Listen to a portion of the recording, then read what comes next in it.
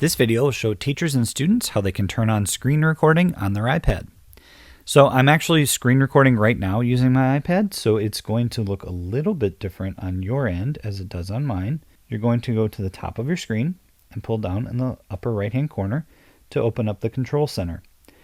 Once you're there, you can just hold down anywhere where there's space and not click on any of the buttons. And then what you can do is tap on where it says add a control. When you click on that, you're given a number of different options that you can include directly in your control center. Some of the ones that I really like, for example, would be the low power mode and screen recording. There's other ones in here as well, including ambient music, screen capture, using the clocks and timers, all sorts of settings that you can include. So I'm going to make sure that screen recording is added to my control center. Once it's there, it's going to look just like this button here, and you just simply swipe down, hold down on it, and make sure that you have your microphone on.